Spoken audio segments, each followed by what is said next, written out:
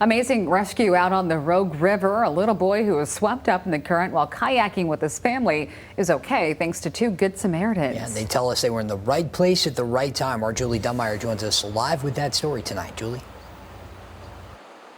Doug and Janice, the Rogue River, again, incredibly high this time of year. Austin Angel and Haley Peters both telling me that they're glad that they were here. If they weren't, that little boy might not be.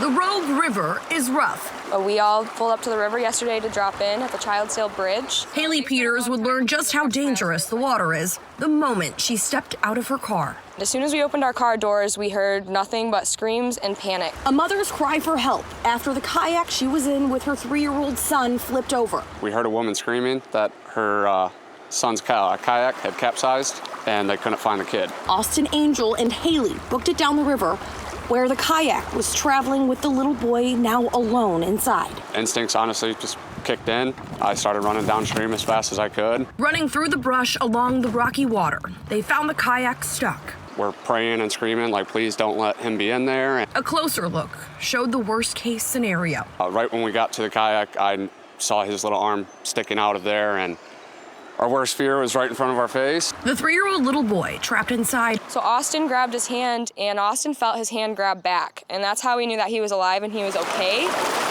A miracle. I was able to pull him out, and he gave me the absolute best hug in the world. I mean, when he grabbed my arm when he was in there and I yelled, he's alive, I'll never forget that feeling for the rest of my life. Not only was the boy alive.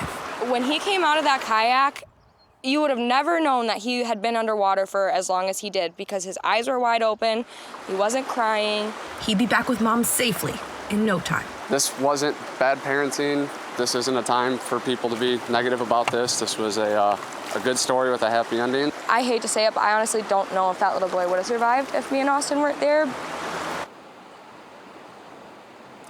And Haley and Austin both telling me that they've gotten updates on the little boy, that they've been really happy to see that he's okay. But as you can see, the water still to this day just absolutely rushing here at the Rogue River.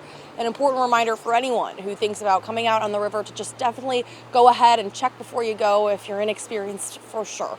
Reporting live in Plainfield Township, Julie Dunmeyer, Fox 17 News. All right. How scary, but glad that boy is okay. Julie, thank you. Well, now to a story out of Detroit that's getting a lot of outrage. Even President Trump responded saying, can this be real? It turns out